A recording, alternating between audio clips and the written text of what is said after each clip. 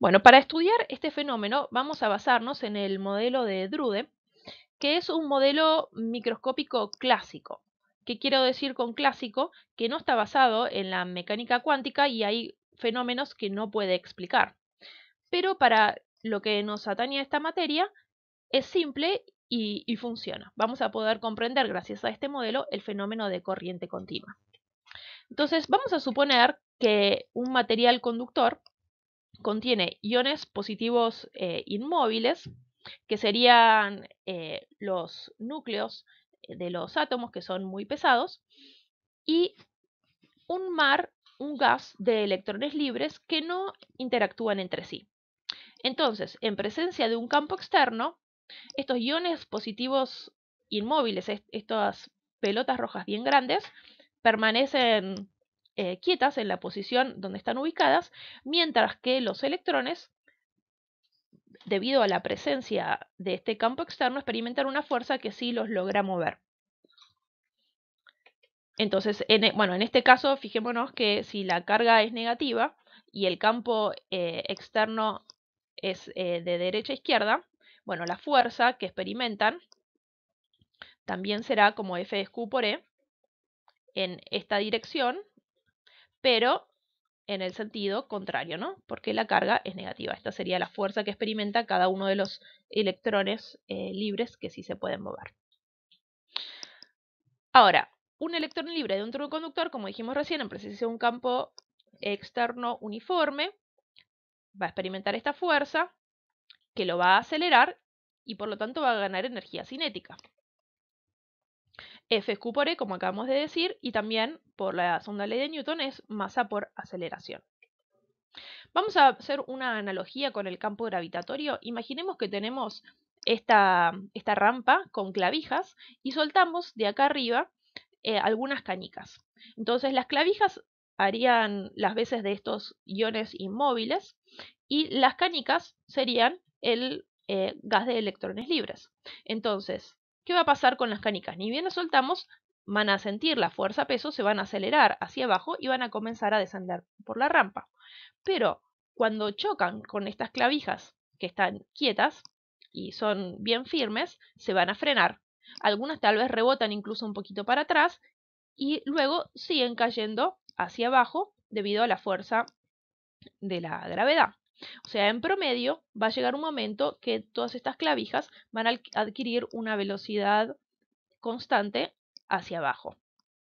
Pero si miramos el movimiento de cada una de estas clavijas, vemos que en realidad no es que tienen una velocidad constante, sino que van acelerándose, frenando y volviendo a acelerarse y frenándose y volviendo a acelerarse y frenarse. Es algo semejante a lo que ocurre en este modelo con los electrones. Bueno, cada vez que se frenan estas canicas, o en este caso los electrones, pierden esa energía cinética. ¿Y a dónde se transforma? ¿En qué se transforma esa energía? En calor. Es como en el caso de la fricción. Y así es que el material se va calentando a medida que ocurren estas frenadas de los electrones. Ahora, como dijimos, para tiempos muy grandes va a existir una velocidad límite que no va a ser infinita y va a ser constante. Esta es la que vamos a llamar velocidad de arrastre, por eso este subíndice A. Ahora lo vamos a ver en la siguiente diapositiva.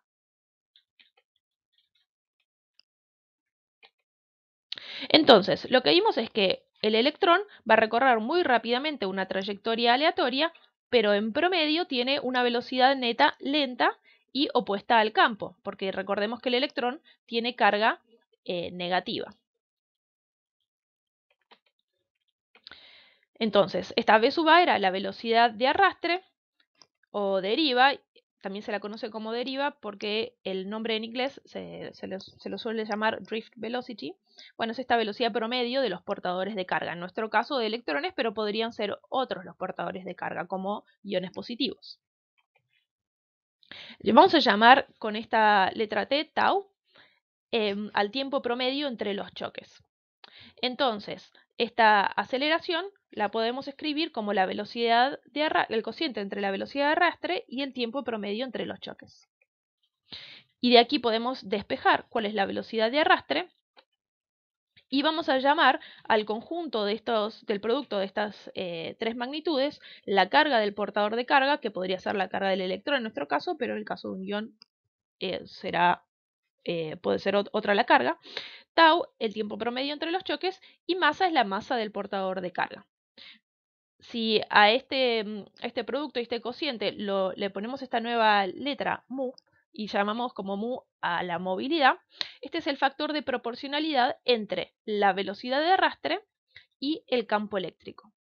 Este parámetro, el parámetro de movilidad, depende del material y de la temperatura. Cada material a cada temperatura tiene una movilidad diferente para sus portadores de carga. Ahora, por el principio de inercia, uno podría pensar que una vez que los electrones adquirieron esa velocidad, una velocidad constante, ya no es necesario mantener el campo.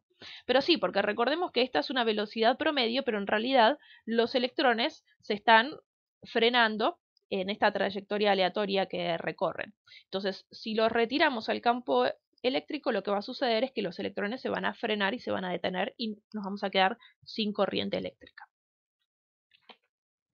Entonces, el flujo de cargas en situación estacionaria es en el que tenemos una velocidad promedio de los portadores de carga constante. En esta materia no nos va a interesar la naturaleza de los portadores de carga. En muchos materiales conductores metálicos, los portadores de carga son electrones, como en el modelo de Drude. Pero en electrolitos, por ejemplo, los portadores de carga son iones que pueden ser tanto negativos como positivos. Y en otros materiales, como verán en física 3, pueden ser incluso huecos. No nos importa. De hecho, en un principio ni siquiera se sabía si en los metales comunes se movían cargas positivas hacia un lado o cargas negativas hacia el otro, ya que para muchas cosas tiene el mismo efecto. En un par de clases lo que vamos a hacer es describir el experimento que se hizo para determinar esto. Y es un experimento que se sigue utilizando hoy en día en ciencia de materiales para investigar cómo es la naturaleza de los portadores de carga en materiales nuevos, desconocidos que se van desarrollando. Vamos a considerar ahora un conductor cilíndrico de sección transversal A en presencia de un campo eléctrico uniforme que va de izquierda a derecha. Consideremos que tenemos portadores de carga positiva que se mueven en el sentido del campo con una velocidad de arrastre v sub a. Y asumamos que tenemos n minúscula portadores de carga por unidad de volumen y que la cantidad va a depender de qué material se trate. En un intervalo de tiempo delta t, los portadores de carga se habrán desplazado esta distancia. Por lo tanto, luego de un intervalo de tiempo delta t, todos los portadores de carga dentro de la región sombreada del cilindrito de sección A y de longitud v sub a por delta t habrán salido de dicha región hacia la derecha. El volumen de la región sombreada es esta que vemos acá. Y el número de portadores de carga en dicho volumen, bueno, es el volumen multiplicado por el número de portadores de carga por unidad de volumen. Ahora, si cada partícula porta una carga Q, entonces la cantidad de carga que fluye a través de la tapa rayada de este cilindrito es delta Q, que es igual a esto que vemos acá, Q por N por A por V sub A por delta T. Ahora, si además tuviéramos en el mismo cilindro otros portadores de carga, nos interesaría calcular el transporte neto de carga, por lo que tendríamos una sumatoria para cada uno de los portadores de carga, con su correspondiente carga por portador, número de portadores por unidad de volumen y velocidad de arrastre. La corriente eléctrica es la cantidad de carga que fluye por unidad de tiempo y por convención se define para cargas positivas, aunque en realidad en muchos conductores fluyan efectivamente electrones con sentido de carga opuesto. Nosotros hablaremos, una mención, ¿no? Nosotros vamos a hablar de corriente continua cuando sea estacionaria.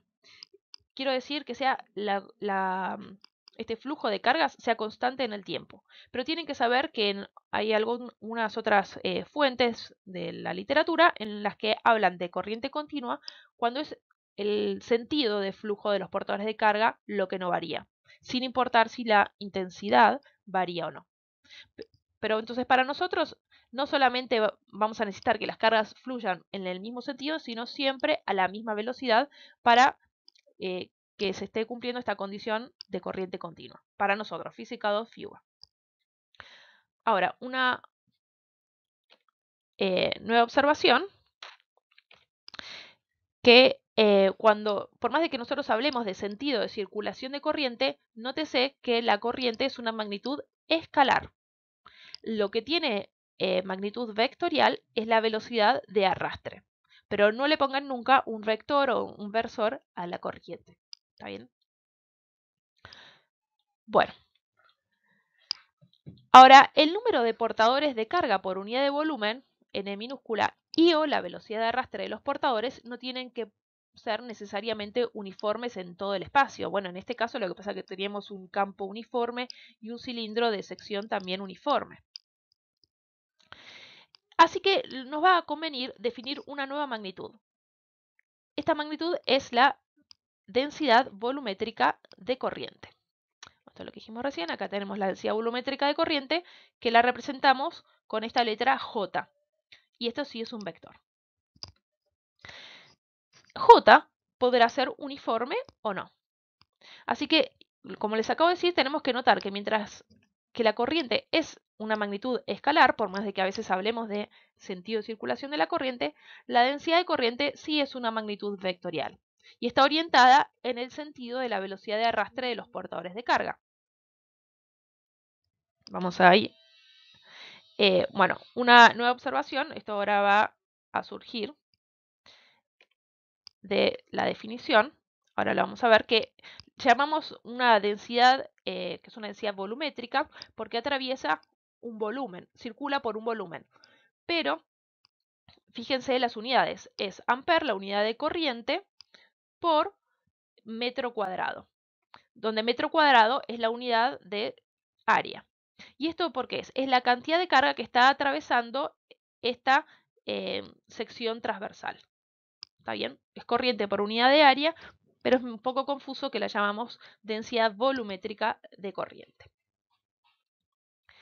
Entonces, si integramos J en una superficie, en este caso esta superficie A, vamos a obtener la corriente que atraviesa dicha superficie, en este caso la superficie A sombreada. Si J es uniforme, bueno, en este caso es más fácil. Acá tenemos la integral. Es más fácil porque puede salir de la integral, entonces la corriente va a ser directamente J por A. Mientras que si no, vamos a tener que hacer bien la integral.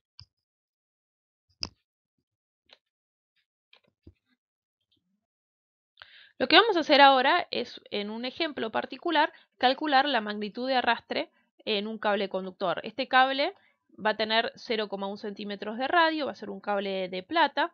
De la tabla periódica podemos sacar las propiedades de la plata. Por este cable va a circular una corriente de 10 amperes, que es una corriente, bueno, elevada, pero razonable. Y vamos a asumir que en la plata hay un electrón libre por átomo. Entonces la carga, la magnitud de la carga del portador de carga, que es la carga, va a ser la carga del electrón, es la que vemos acá. Recordemos que es negativa. Y vamos a asumir propiedades uniformes del material, del cable. Bueno, sabemos que la corriente es la densidad, tenemos que hacer la integral en la superficie transversal del cable de la densidad volumétrica de corriente, J. Y que J es igual a Q por N minúscula por la velocidad de arrastre.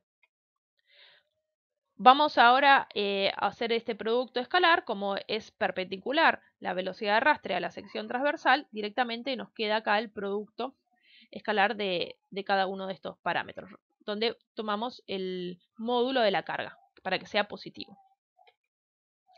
De ahí podemos despejar la velocidad de arrastre y tenemos que hacer un cálculo auxiliar para conocer el número de portadores de carga por unidad de volumen, porque ya tenemos como datos, fíjense, la corriente, la carga y, bueno, la sección transversal la sacamos con el radio del cable.